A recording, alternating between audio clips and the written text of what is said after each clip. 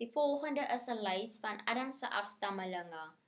Toe God mens geskep het, het hy hulle na sy beeld gemaak. Hy het hulle manlik en vroulik gemaak. Hy het hulle toe mens genoem en hulle geseën.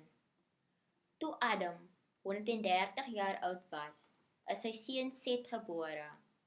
Hy was die ewebeeld van sy pa. Na die geboorte van Set het Adam nog 800 jaar gelewe. Hy het ook ander seuns en dogters gehad. Hy was 930 jaar oud toe hy dood is.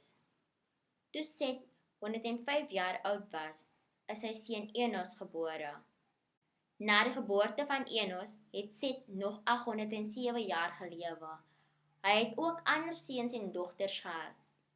Hy was 912 jaar oud toe hy dood is. Toe Enos 90 jaar oud was, is sy seun Kenan gebore. Na die geboorte van Kenan het Enos nog 815 jaar gelewe. Hy het ook ander seuns en dogters gehad. Hy was 905 jaar oud toe hy dood is. Toe Kenan 70 jaar oud was, is sy seun Mahalaleel gebore. Na die geboorte van Mahalaleel het Kenan nog 840 jaar gelewe. Hy het ook ander seuns en dogters gehad. Hy was 910 jaar oud toe hy dood is. Toe Mahalaleel 65 jaar oud was, is sy seun Jared gebore. Na die geboorte van Jared het Mahalaleel nog 830 jaar gelewe. Hy het ook ander seuns en dogters gehad. Hy was 895 jaar oud toe hy dood is. Toe Jared 162 jaar oud was, is sy seun Henog gebore. Na die geboorte van Henog het Jared nog 800 jaar gelewe. Hy het ook ander seuns en dogters gehad. Hy was 962 jaar oud toe hy dood is. Toe Henog 65 jaar oud was, is sy seun Methuselah gebore. Na die geboorte van Methuselah het Henog nog 300 jaar in 'n noue verhouding met God gelewe. Hy het ook ander seuns en dogters gehad.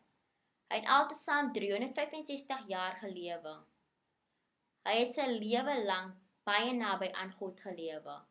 Toe het hy verdwyn, want God het hom weggeneem. Toe Methuselah 187 jaar oud was, is sy seun Lamech gebore. Na die geboorte van Lamech het Methuselah nog 782 jaar gelewe. Hy het ook ander seuns en dogters gehad. Hy was 969 jaar oud toe hy dood is.